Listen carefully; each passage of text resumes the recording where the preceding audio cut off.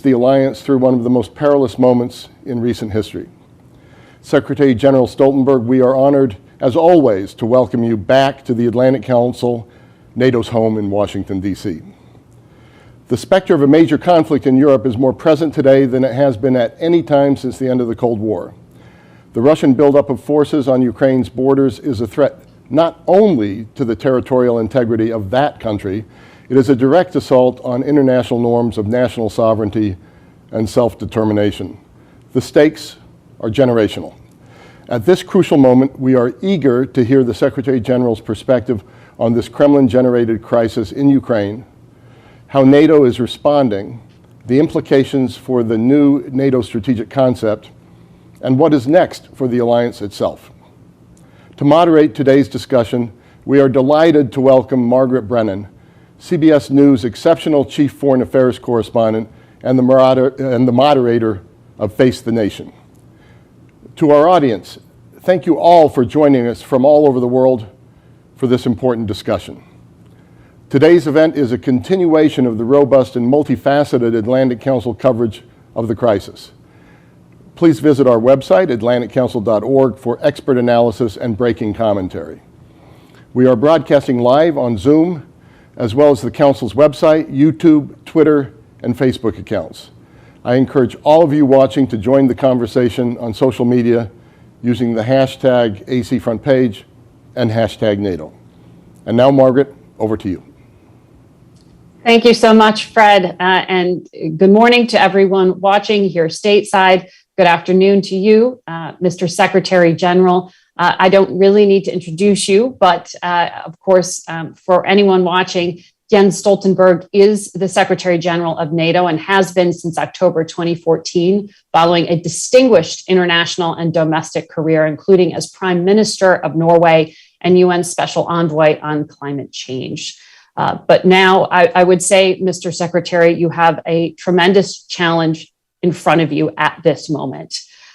We have heard from Russia in their public communications so far that what NATO and the United States put on the table did not address their chief security concerns. Russia's forces continue to build in the region. At this point, can NATO deter a Russian invasion of Ukraine, or is your aim simply to contain the conflict from becoming a regional war?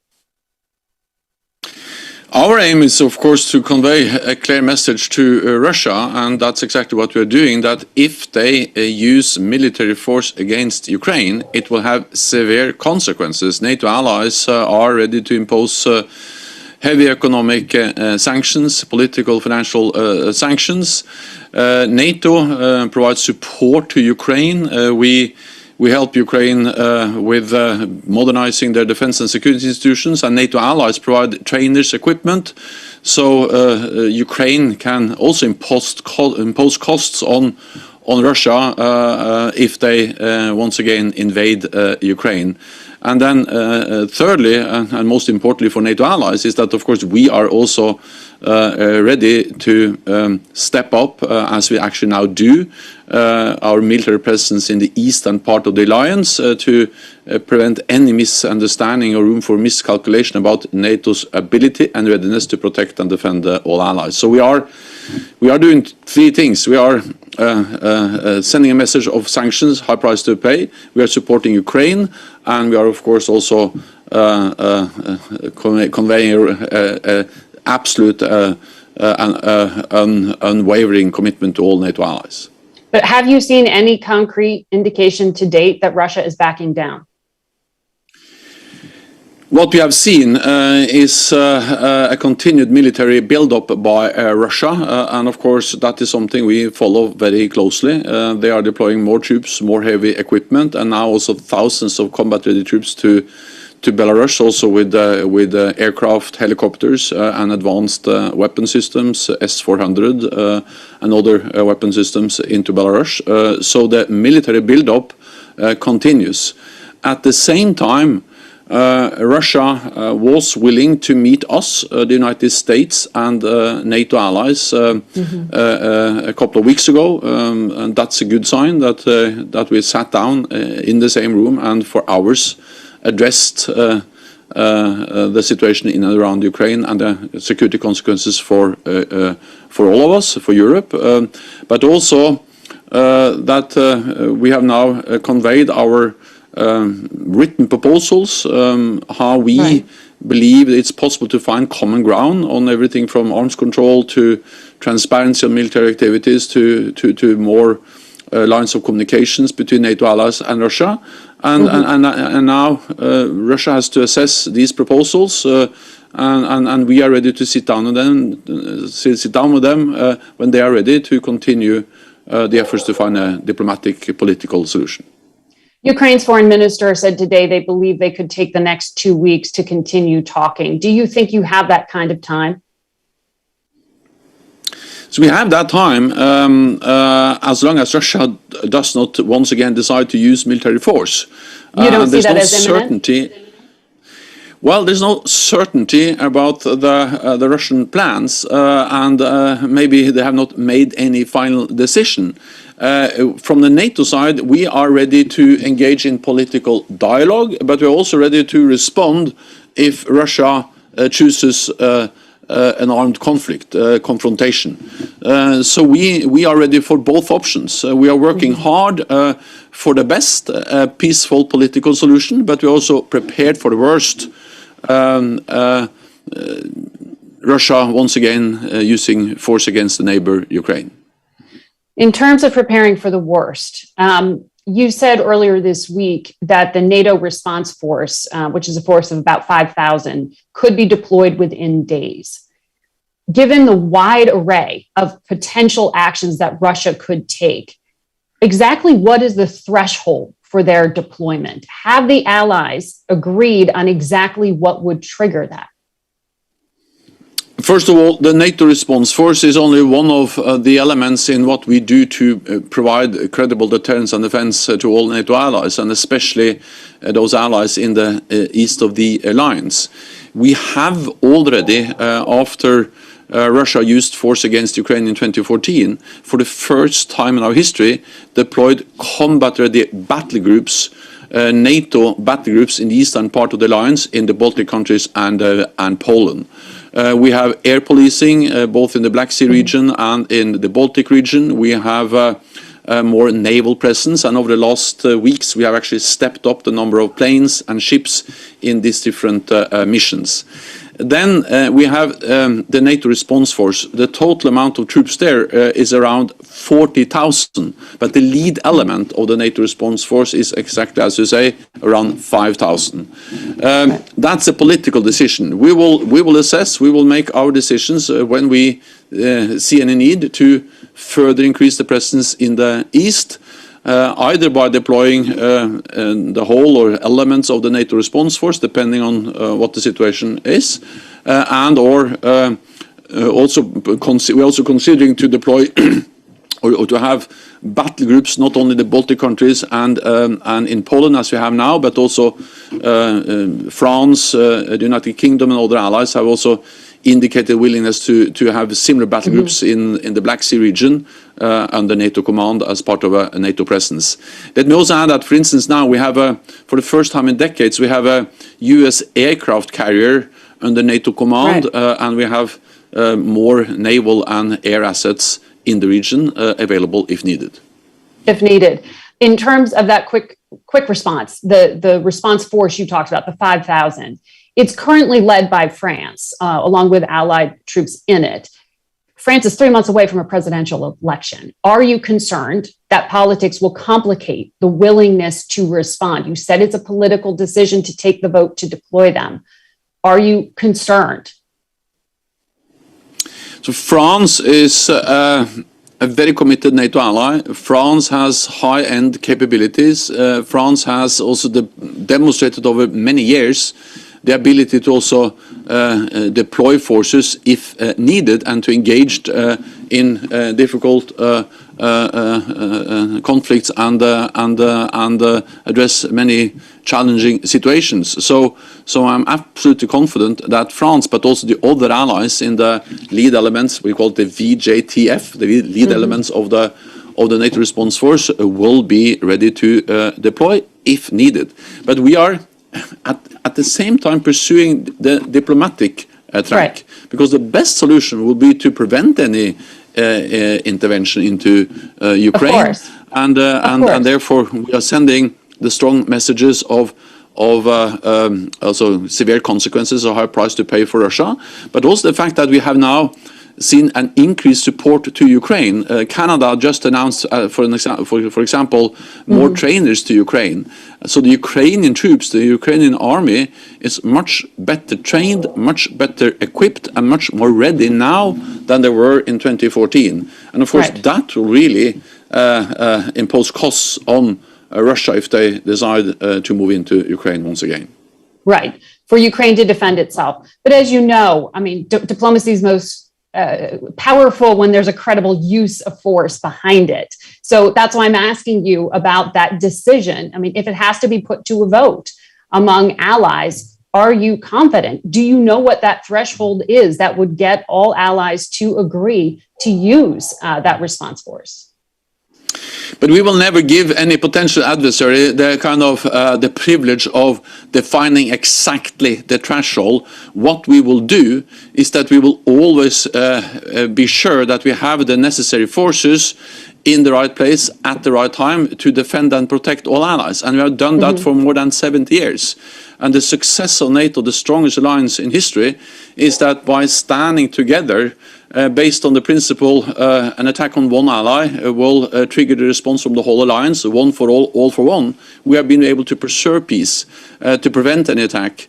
And I'm absolutely certain that we will be able to do that also in the future with the NATO response force, but also with the forces we already have in the eastern part of the alliance, the increased naval and air presence, and of course also the fact that the United States has over the last months and years increased its military presence in Europe, which is adding up to the total strength of NATO in Europe. Well, President Biden also, as you know, put on notice that those 8,500 U.S. troops. But as was made clear at the State Department yesterday, the U.S. can sometimes move more quickly, according to the State Department. And that's why the U.S. is talking to countries about unilaterally sending in troops to NATO's eastern flank. So doesn't this send a message that America is looked to be that first quick reaction force rather than NATO? Do you support this kind of unilateral action? But the strength of NATO is that we bring 30 allies together and we coordinate their efforts. And sometimes we do this. They do that in their national capabilities on bilateral, agreements.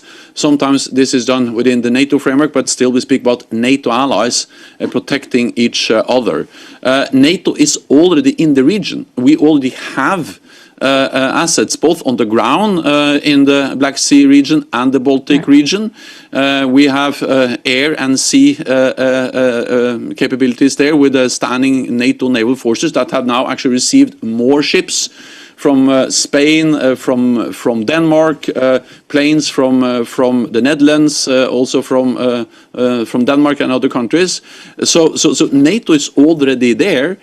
We have the high readiness force that can be deployed within days. We have actually increased the readiness levels of NATO's response force, the lead elements. We did that several weeks ago, so they are prepared to deploy quickly.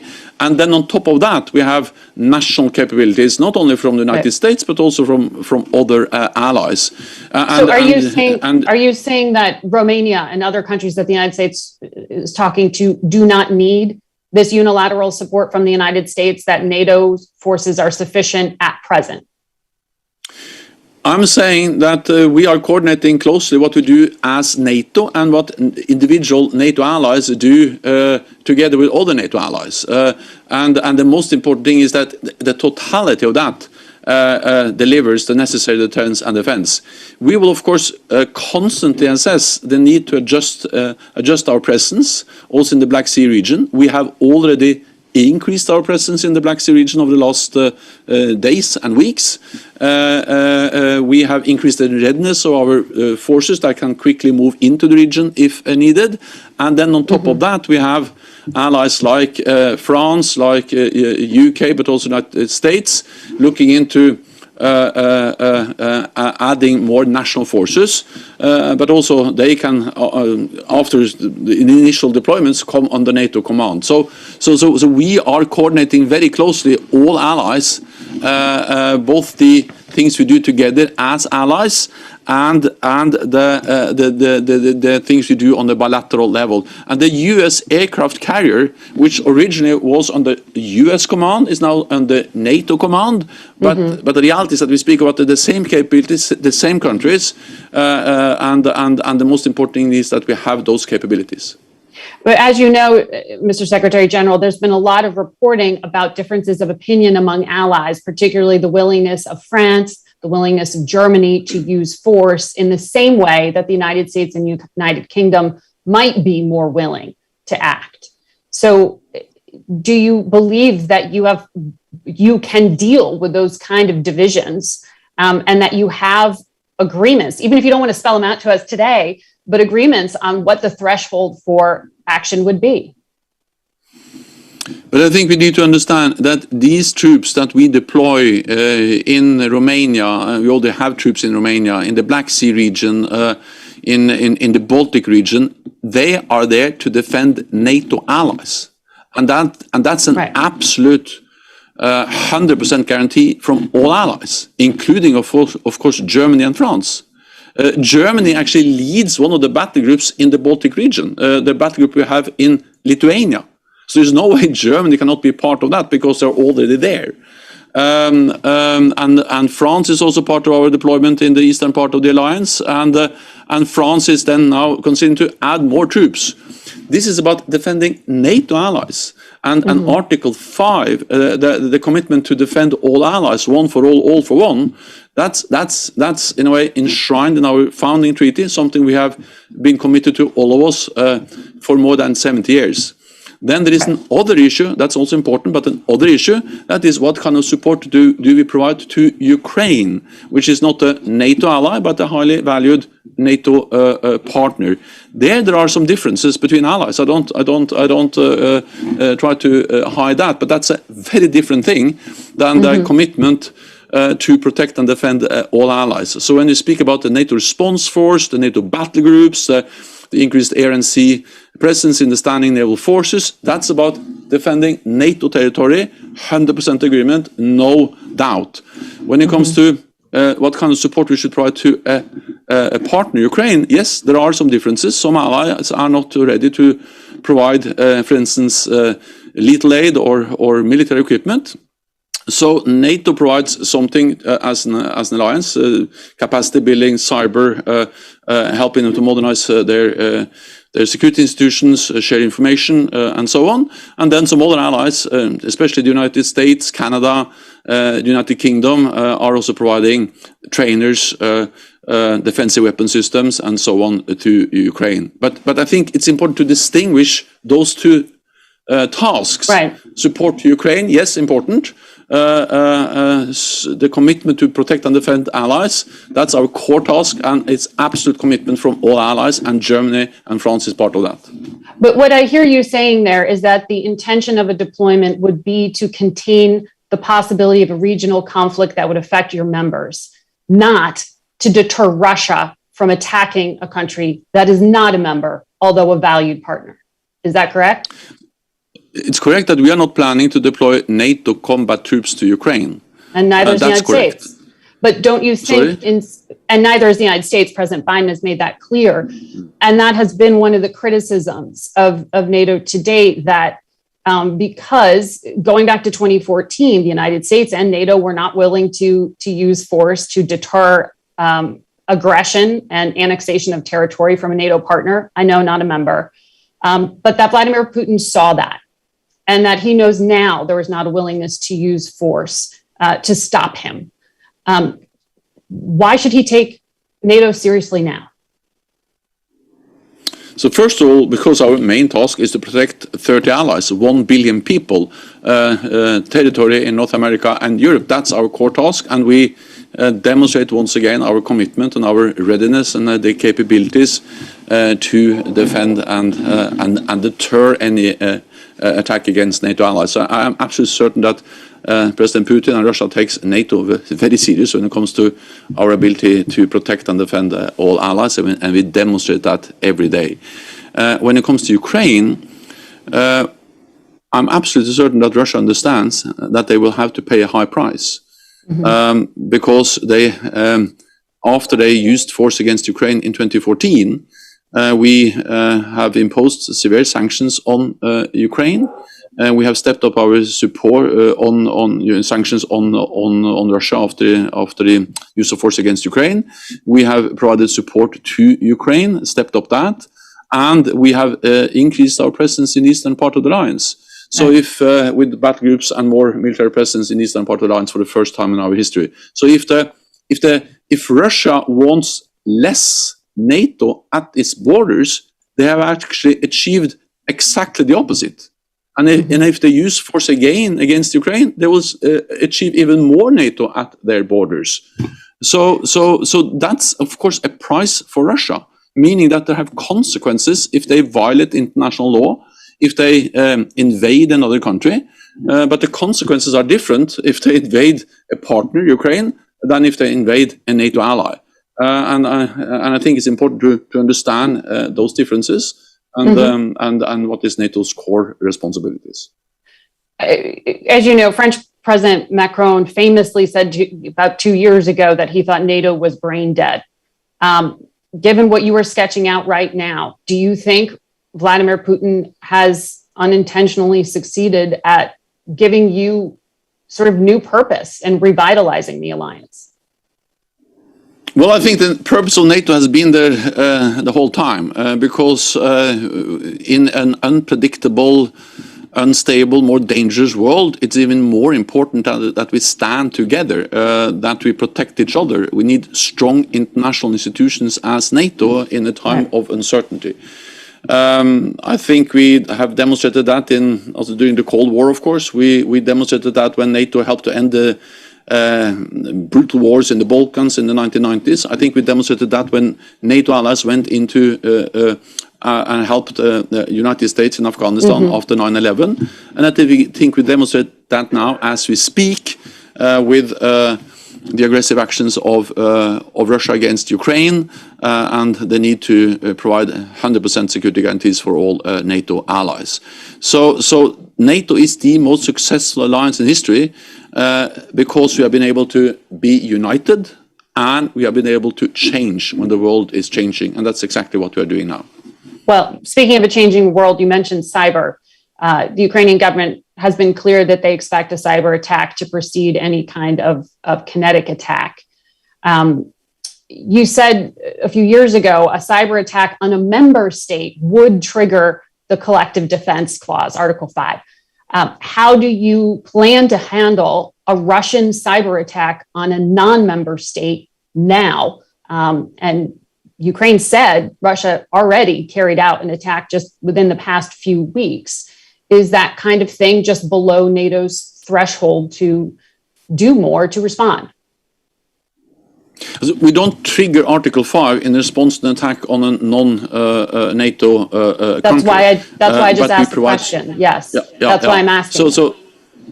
But what we do is that we help them also with their cyber defenses, and NATO allies provide significant support to Ukraine, both to bolster their cyber defenses, to share information, and to share best practices. And we have just signed an agreement where we actually step up and create a framework for more support.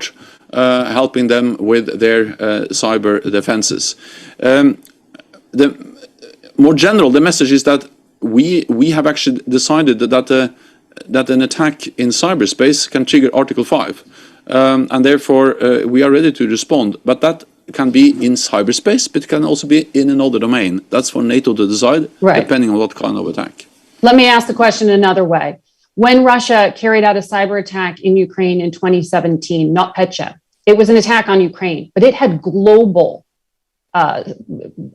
impact. I mean, on companies, on countries around the world. So it did impact countries beyond the target of Ukraine. Is that kind of scenario something you're thinking about now? If Russia attacks Ukraine and the fallout from that attack impacts your member states, what should NATO do?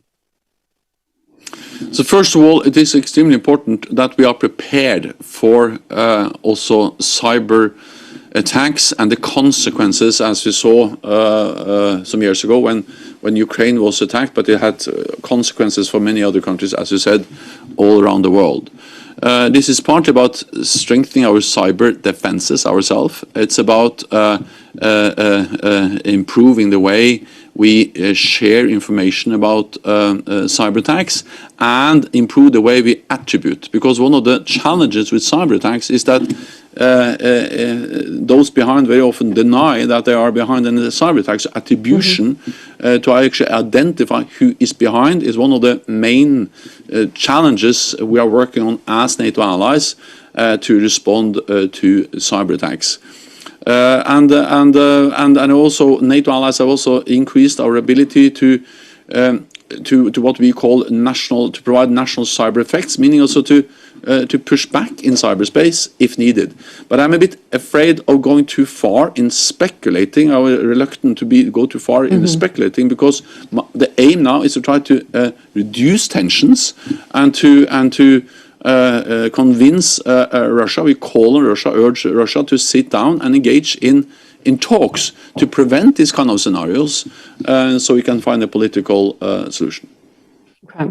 I know we have some people standing by to ask questions. Just to put a fine point on what you just said, do you disagree with Ukraine's assessment that Russia carried out the cyber attack 2 weeks ago, or are you just saying you don't want to answer that question?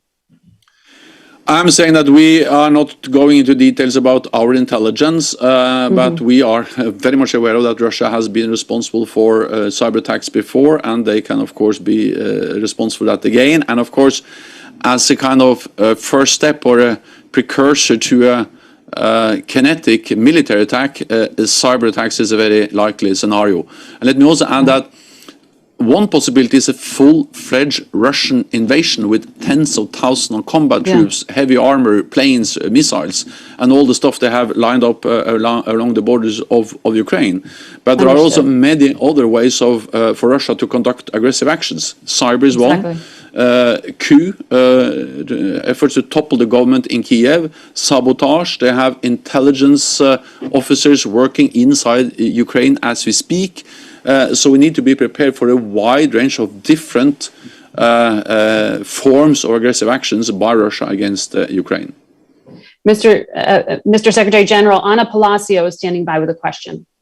Anna? Well, thank you, Margaret Brennan. And it's a great honor and a great pleasure, Secretary Stoltenberg. I'm speaking from Madrid, where NATO will meet in June to define the new strategic concept.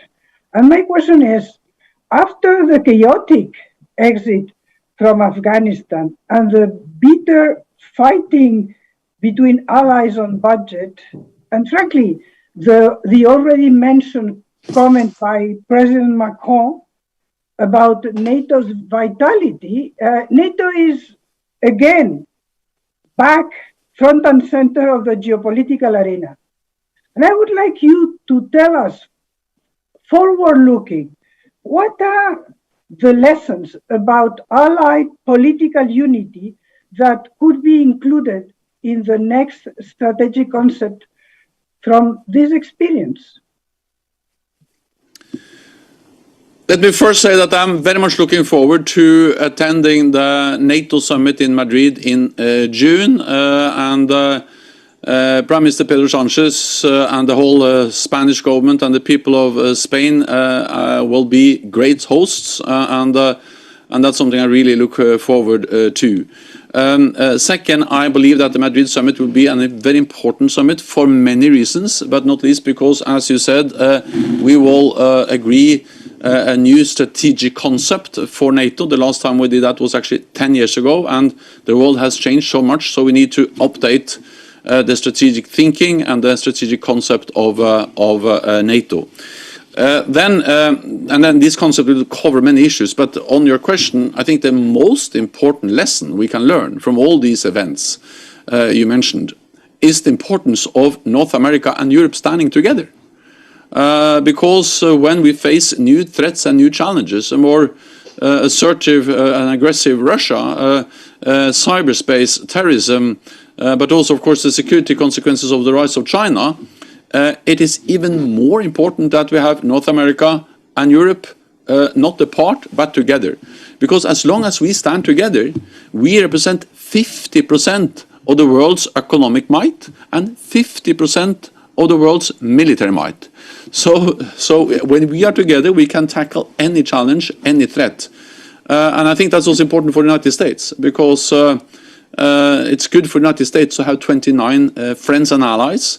Sometimes they are concerned about the size of China. That of course China is no, the United States is big, but not that big compared to China. But if you add all NATO allies, then we are really big and strong together. So I think the most important lesson is NATO and Europe together. Thank you, Ana, who is the former Foreign Minister of Spain. I want to move to our next questioner, Elena Tregub. If you would introduce yourself and ask your question now. Sure. Good afternoon, Mr. Secretary General. I'm Elena Tregub. I lead a civil society organization here in Ukraine, advancing good governance in defense sector. Thank you for this opportunity to ask you a question. I was wondering, in your opinion, do you think it is possible to change the narrative about NATO and Ukraine to reflect their reality here on the ground? And the reality is that Ukrainian people want to move into NATO, and Ukrainian people put pressure on our politicians, no matter who's in power, to get us closer to NATO. While Russia sees the situation differently, that NATO is advancing towards Ukraine. Do you think if Putin believed that the desire to enter NATO comes from Ukrainian people, not the elites, he would act any differently right now?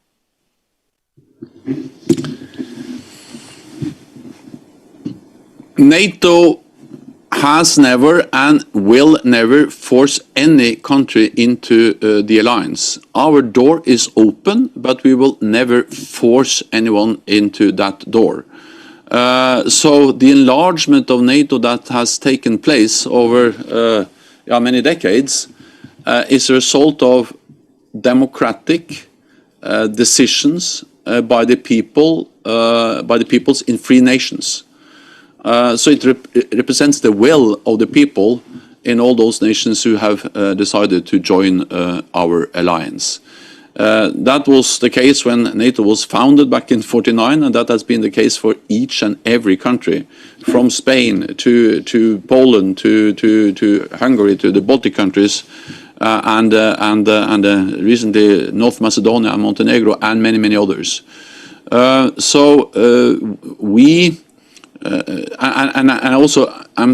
And it's so obvious that those who try in a way to tell another story, they know that they're not telling the truth, because it is the fact is that countries have become members of NATO through their free, independent decisions.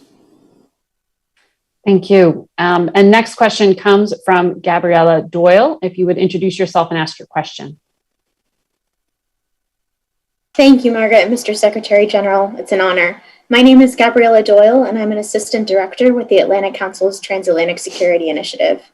To some viewers, the crisis in Ukraine may seem like a far-off possibility, yet its implications may affect all of us.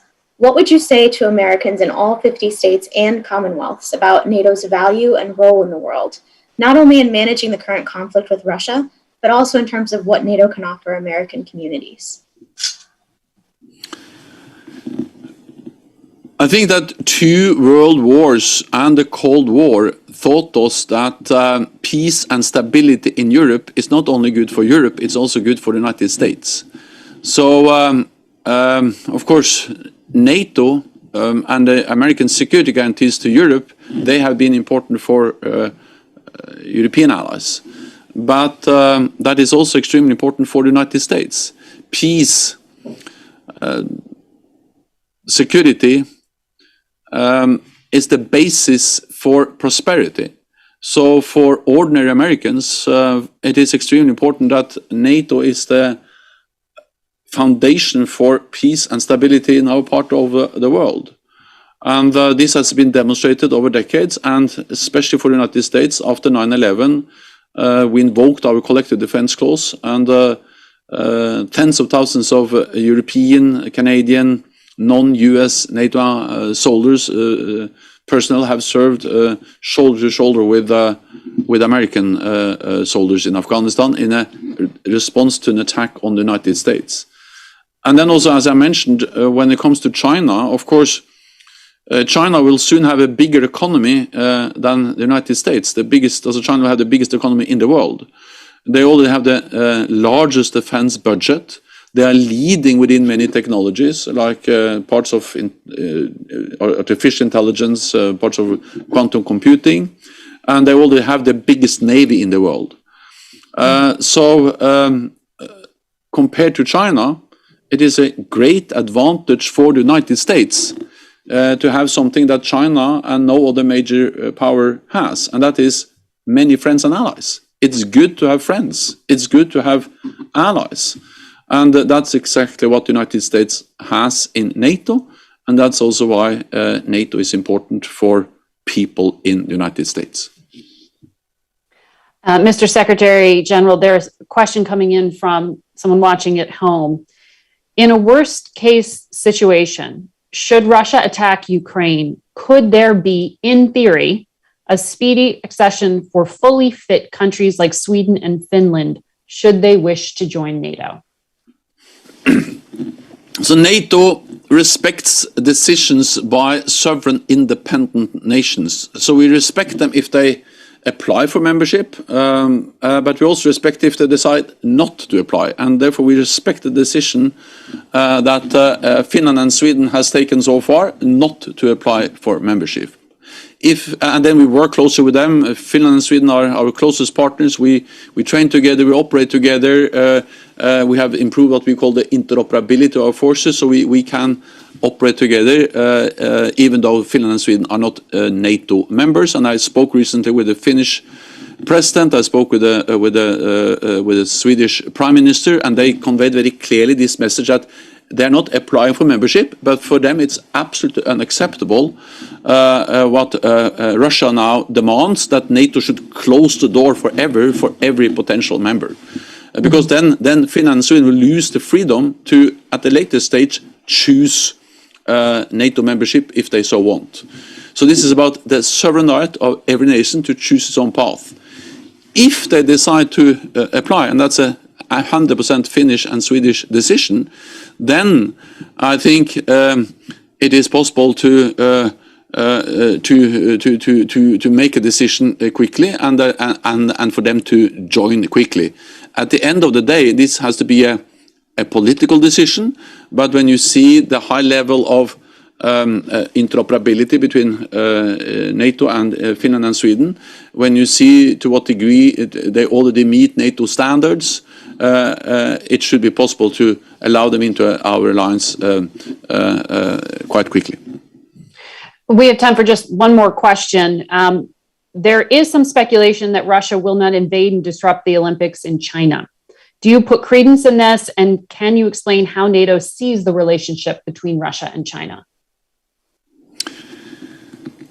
First of all, we have a lot of intelligence. We are monitoring very closely what is going on in and around Ukraine. We see a continued military build-up. We see the threatening rhetoric, and we also see the track record of Russia being willing to use force against Ukraine before. But at the same time, we have conveyed a message that there will be a high price to pay for Russia if they do so, and Ukrainian forces are much stronger now than back in 2014. And we are pursuing a diplomatic path with Ukraine, with Russia. We have just conveyed our written proposals.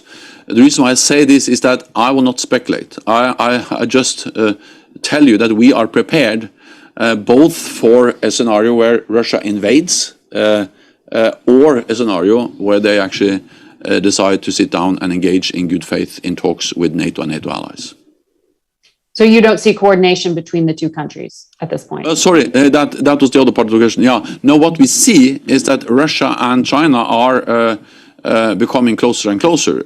They exercise together. They operate together. They stand together. For instance, more and more in the UN, in the UN Security Council. So these are two authoritarian regimes that do not share our values when it comes to democracy, the rule of law, the rules-based international order, and of course that adds to the concern that these two countries are becoming closer and closer, both when it comes to military but also political cooperation, and they crack down on democratic opposition in their respective countries. So all of us who believe in the rule of law, in democracy, in the freedom of press, we need to stand together, and that makes NATO just even more important.